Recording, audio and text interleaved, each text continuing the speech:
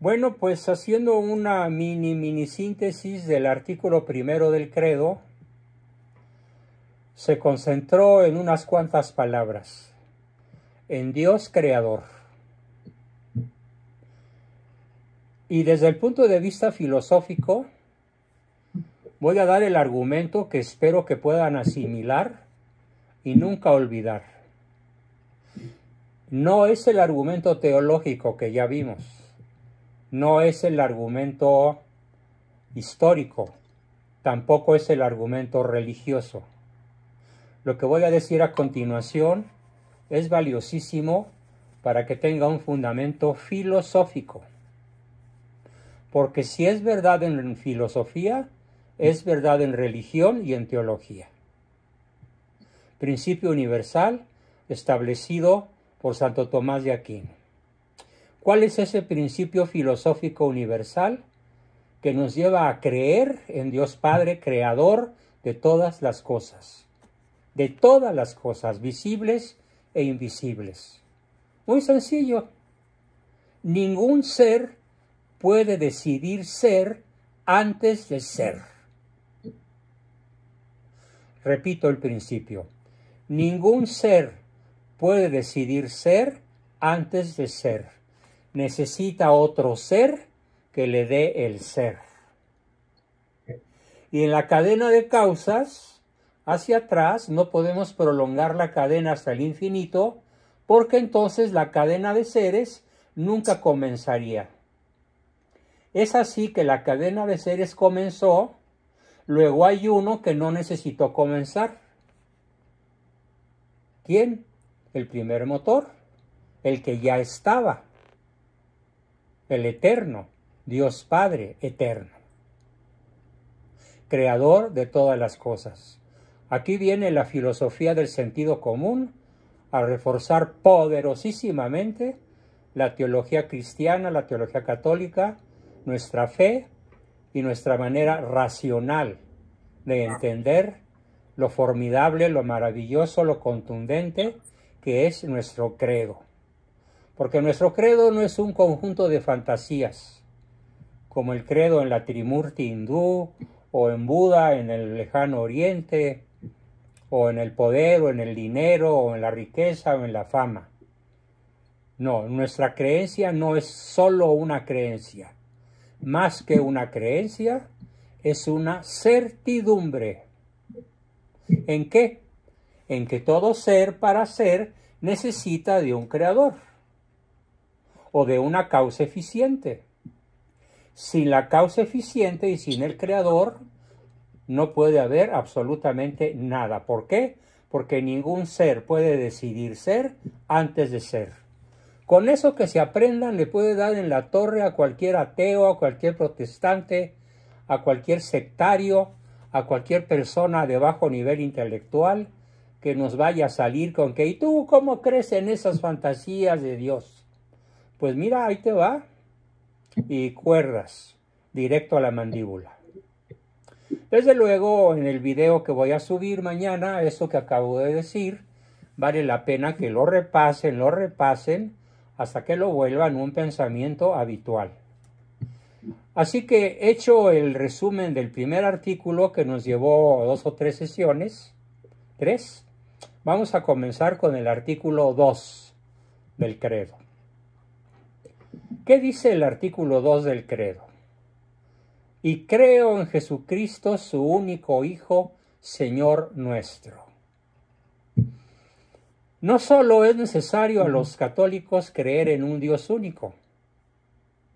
No solo es necesario creer que Él es el creador del cielo y de la tierra, y de todas las cosas visibles e invisibles, sino que también nos es necesario creer que Dios es Padre y que Cristo es verdadero Hijo de Dios.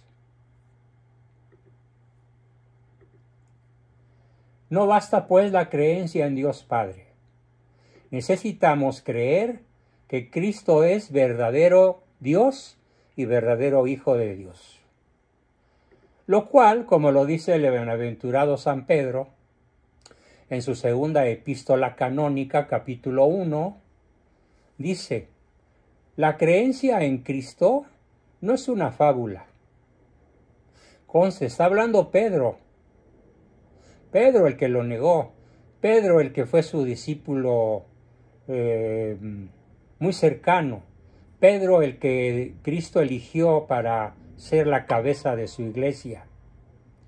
Está hablando Pedro y dice, no es una fábula, sino algo cierto y probado por la palabra de Dios de manera infalible. En efecto, dice, os hemos dado a conocer el poder y la venida de nuestro Señor Jesucristo, no siguiendo fábulas ingeniosas, sino después de haber visto con nuestros propios ojos su divina majestad. Porque recibió de Dios Padre honor y gloria, cuando de sublime gloria le vino esta voz: Este es mi Hijo muy amado, en quien tengo mis complacencias. Oídle. Nosotros mismos escuchamos esta voz venida del cielo, estando con él en el Monte Santo.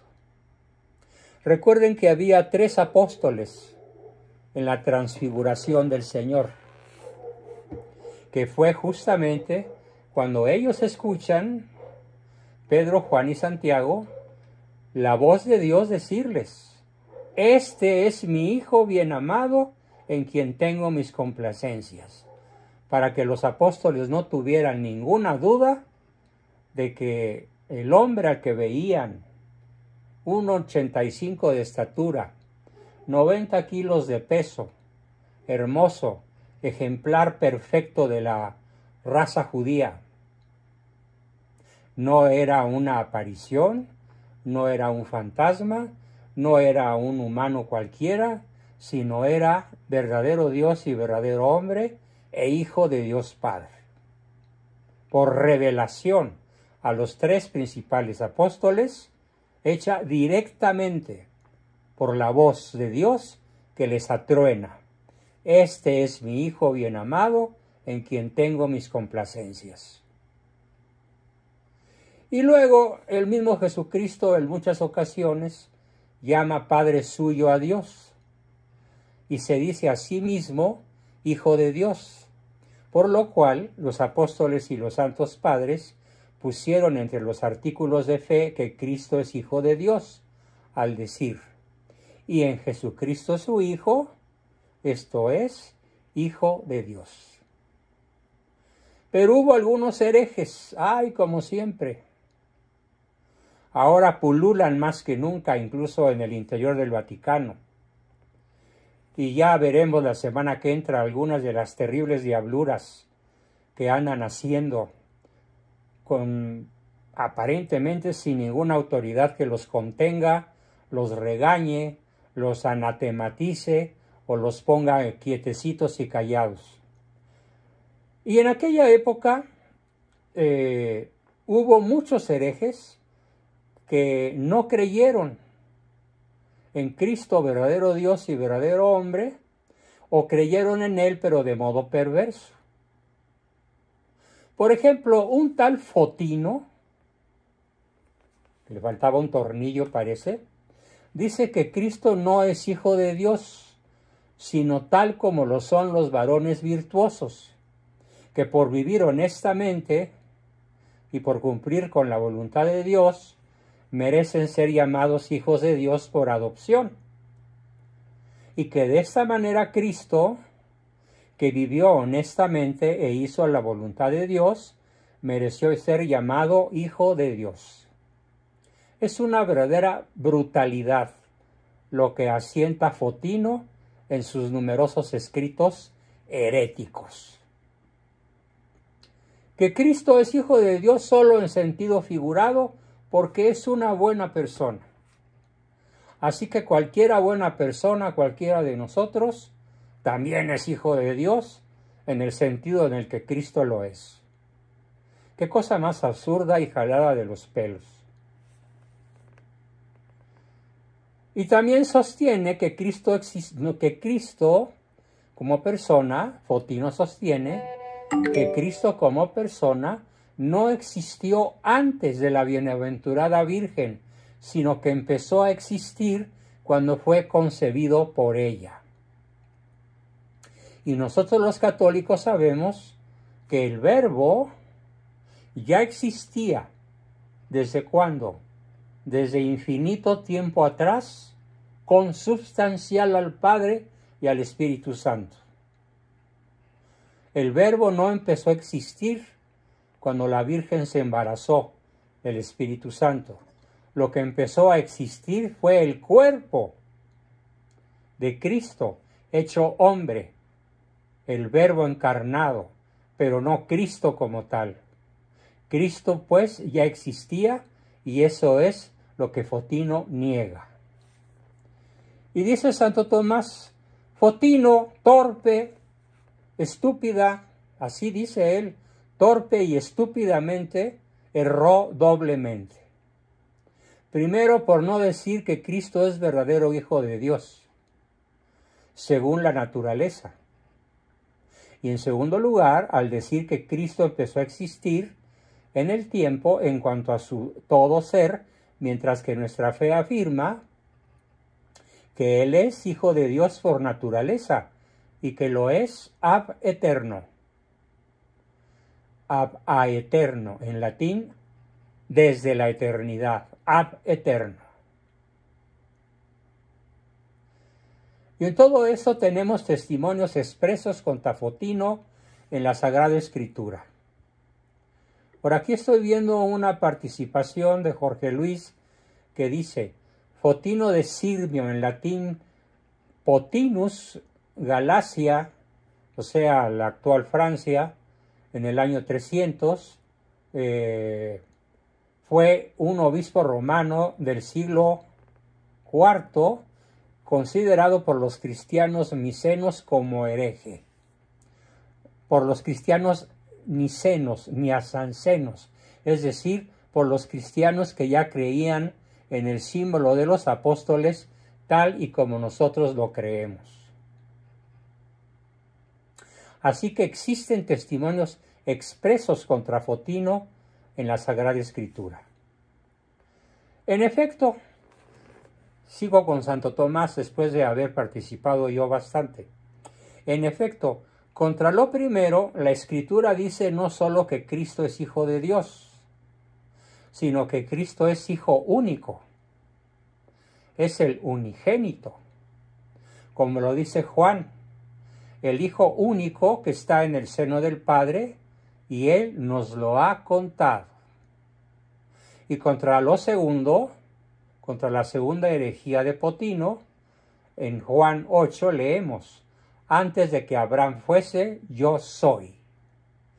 Antes de que Abraham fuese, yo soy. Cristo habla. Ahora bien, es claro que Abraham existió antes que la Santísima Virgen, por lo cual los santos padres agregaron en otro símbolo, contra lo primero, agregaron su único hijo, y contra lo segundo, y nacido del Padre antes de todos los siglos. Creo en Jesucristo, su único Hijo, Señor nuestro, y nacido del Padre antes de todos los siglos. Espero que con esto quede absolutamente claro la enorme herejía de este pobre diablo Fotino. La verdad me ha costado a lo largo de mi vida entender mucho a los herejes. Mucho me ha costado entenderlos. Pero mi padre me decía que el demonio era más astuto y más inteligente que todos los seres humanos juntos, y que por lo tanto las herejías son una insuflación en la débil mente humana de los pensamientos de Satanás, que procura borrar en nosotros la imagen verdadera del Dios verdadero. Solo así lo puedo explicar. Por debilidad y por complicidad de la inteligencia y de la voluntad humanas. Vemos otro hereje ahora. Se llama Sabelio. Y de Sabelio no tiene nada. O sea, más bien debería llamarse ignorantelio, no Sabelio. Ciertamente Sabelio dijo que Cristo fue anterior a la bienaventurada Virgen. Sí, lo reconoció. Pero también dijo Sabelio que no es una persona del Padre y otra la del Hijo, sino que el mismo Padre se encarnó, por lo cual una misma es la persona del Padre y la misma persona del Padre es la persona del Hijo. ¡Qué barbaridad! Pero esto es profundamente erróneo porque destruye la Trinidad misma de las tres personas. Y en contra de esto tenemos la autoridad de San Juan que dice: no estoy yo solo, sino yo y el que me ha enviado, el Padre. Y es claro que nadie se envía a sí mismo. Por eso Cristo dice: el que me envió, mi Padre. En esto pues se equivoca brutalmente Sabelio, y no merece su nombre de Sabelio, por lo cual se añade en el símbolo de los padres, Dios de Dios, luz de luz, o sea, debemos creer que Dios Hijo procedente de Dios Padre es que el Hijo es luz que procede del Padre, que a su vez también es luz. Un tercer hereje, mi hereje favorito para sonármelo, el más famoso de todos, y que por desgracia a la fecha todavía tiene seguidores, sobre todo entre las 500,000 sectas protestantes que navegan en el error en los Estados Unidos sobre todo, y muchas en Inglaterra y en el mundo anglosajón. Arrio dijo que Cristo es anterior a la bienaventurada Virgen y que una es la persona del Padre y otra la del Hijo. Hasta ahí todo bien, pero le atribuyó a Cristo estas tres cosas. Fíjense bien la herejía. Primera, que el Hijo de Dios fue una criatura. Segunda, que no es eterno, sino que comenzó en el tiempo, que fue creado por Dios como la más noble de las criaturas.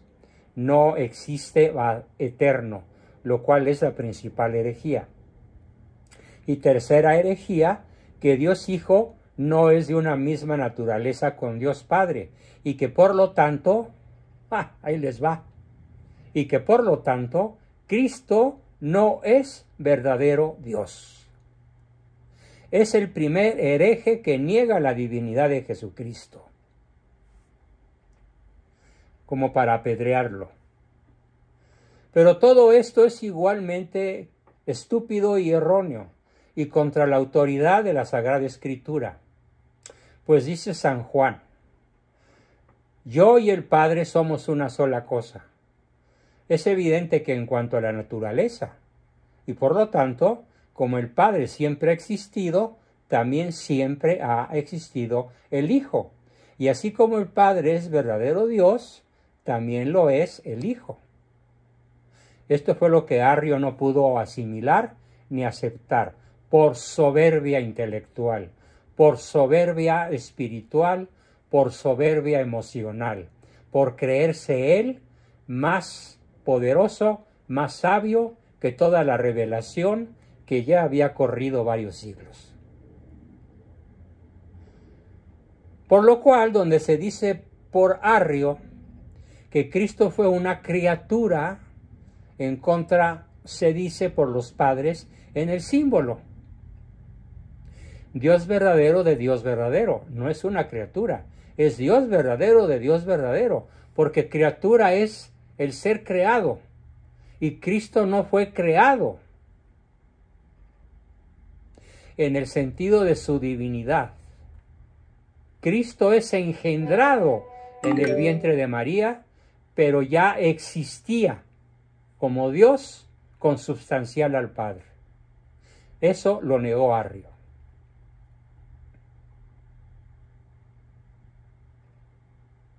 Y también en contra de la afirmación de que Él no es de la misma sustancia con el Padre, se agrega en el símbolo contrario que Cristo es consubstancial al Padre, es decir, de la misma sustancia que el Padre. Es evidente, por lo tanto, que conviene creer que Cristo es el unigénito de Dios y verdadero Hijo de Dios, y que siempre ha sido con el Padre, y que una es la persona del Hijo y otra es la persona del Padre, y que es de una misma naturaleza con el Padre. Pero todo esto que creemos aquí abajo por la fe, lo conoceremos en la vida eterna, en la visión beatífica perfecta. Aquí solo lo conocemos por aproximación, con enorme esfuerzo intelectual, sobre todo cuando decimos Dios es trino y uno. Es un solo Dios en tres personas. Y San Agustín y Santo Tomás se devanaron los sesos torpemente, infructuosamente, para entender esto, que entenderemos a la perfección únicamente cuando seamos dignos de disfrutar de la visión beatífica. Aquí nada más nos toca creer, porque creer en el dogma de la Santísima Trinidad, y lo repito por enésima ocasión, no destruye nuestra inteligencia, únicamente la supera. Es de saber, dice Santo Tomás, que los diversos seres tienen diversos modos de generación. En efecto, la generación en Dios es distinta de la de los demás seres, por lo cual no podemos llegar a conocer la generación en Dios, sino por la generación de aquello que en las criaturas alcance a ser más semejante a Dios. Pues bien, nada es tan semejante a Dios, como ya lo dijimos, como el alma del hombre. Es lo más parecido que existe en toda la creación, parecido a Dios. Y he aquí el modo de la generación en el alma. El hombre piensa por su alma alguna cosa que se llama concepción de la inteligencia, y tal concepción proviene del alma como de un padre, y se le llama verbo de la inteligencia o verbo del hombre. Así es que pensando, el alma engendra su verbo. Pensando, vean qué belleza, pensando, el alma engendra su verbo. De la misma manera, el Hijo de Dios no es otra cosa que el verbo de Dios.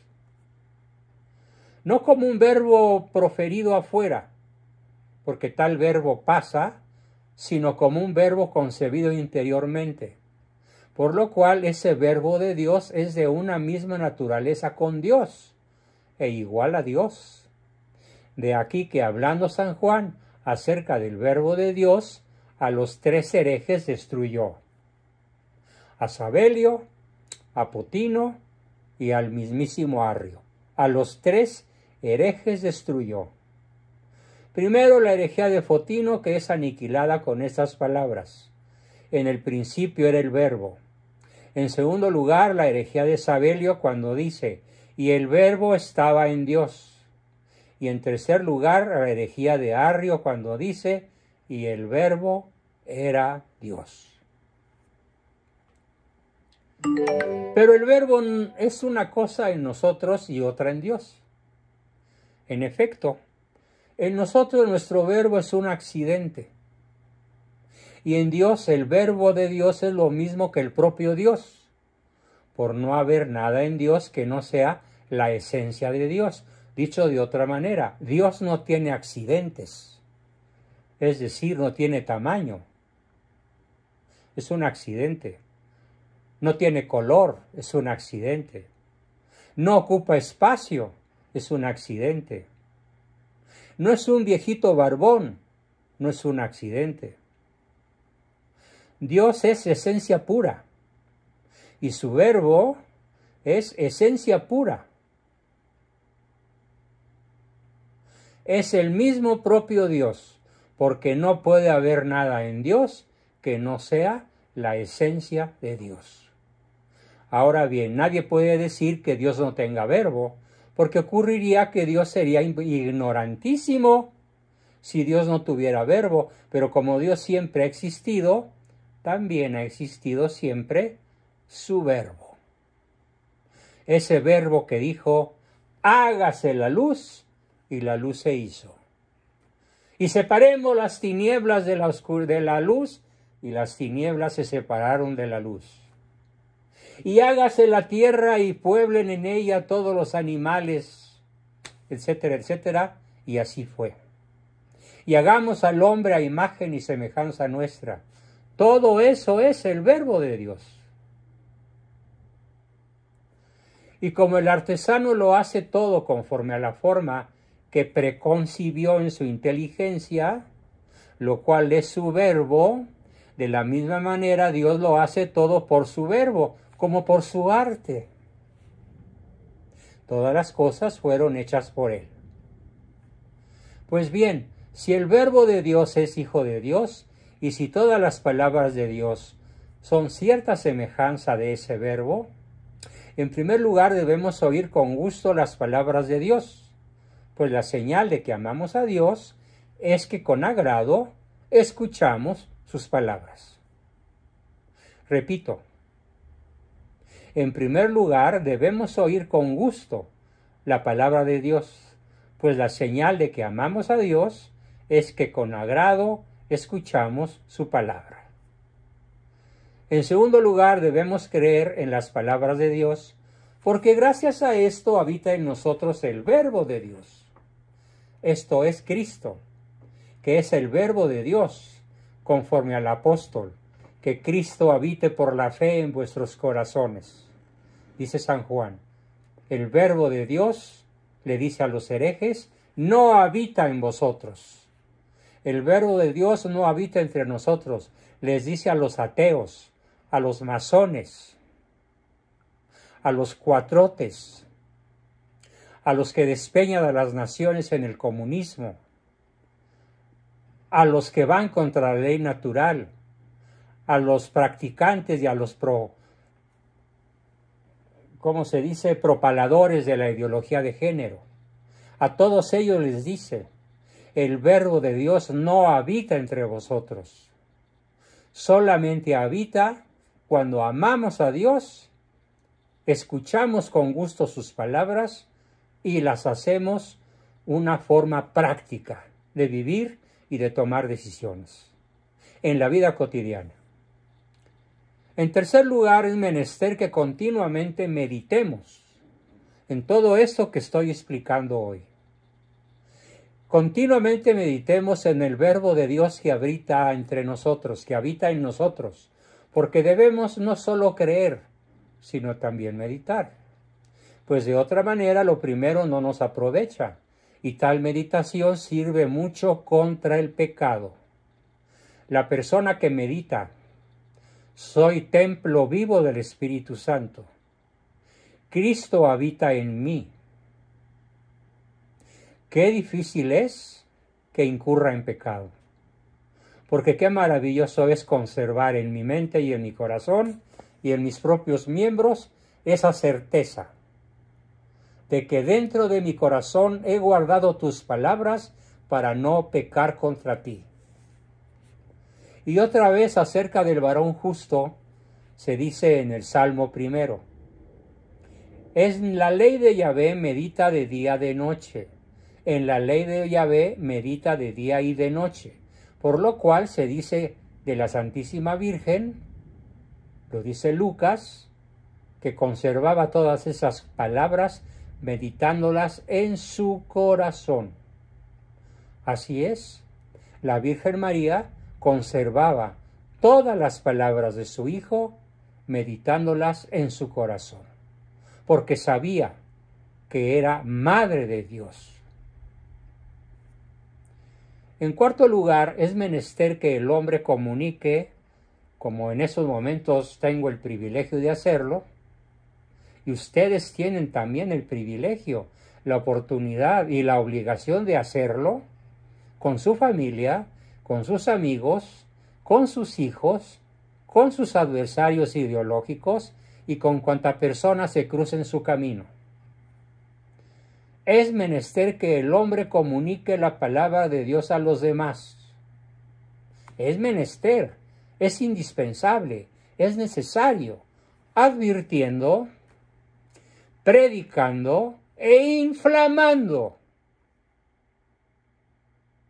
Repito los 3 verbos de la predicación. Advirtiendo. Eso está mal. Eso no te está permitido. Eso clama al cielo. Eso va contra la naturaleza humana. La ideología de género no cabe en el mundo cristiano. La masonería menos. El que vota por la izquierda actúa contra la ley natural, contra el sentido común, contra la vida, contra la libertad y contra todo lo valioso que puede tener el ser humano. Piensen en estas palabras y adviertan a la gente, sobre todo de cara a este 2 de junio. Adviertan, prediquen e inflamen a la gente. Dice el apóstol en Efesios 4, no salga de vuestra boca palabra dañosa, sino la palabra que sea buena para edificar. Y en Colosenses 3 dice, la palabra de Dios habita entre vosotros en abundancia, con toda sabiduría, enseñándonos y amonestándonos unos a otros. Enseñándonos y amonestándonos. Entiendan la palabra amonestar. Regañar, jalar las orejas, dar un coscorrón, sacar la tarjeta amarilla o la tarjeta roja al que ya ha sido amonestado, unos a otros. Y asimismo en Timoteo 4, predica la palabra, insiste oportuna e inoportunamente, reprende, exhorta, amenaza con toda paciencia y con toda doctrina. ¡Qué belleza! Predica la palabra, insiste con ella, oportuna e inoportunamente, reprende, exhorta, amenaza, con la ira de Dios, con la justicia de Dios, con toda paciencia y con toda doctrina. Por último, debemos llevar a la práctica la palabra de Dios. Santiago 1, sed ejecutores de la palabra, no solo sus oyentes, porque si son solo oyentes, os engañáis a vosotros mismos. Si no practicamos la palabra, nos engañamos a nosotros mismos y a los que nos escuchan. Estas 5 cosas las observó por su orden la Santísima Virgen al engendrar al Verbo de Dios. Todo lo que he dicho, las 5 cosas que he dicho, las observó por su orden la Santísima Virgen María al engendrar al Verbo Divino. En efecto, primero escuchó, el Espíritu Santo descenderá sobre ti. San Lucas 1.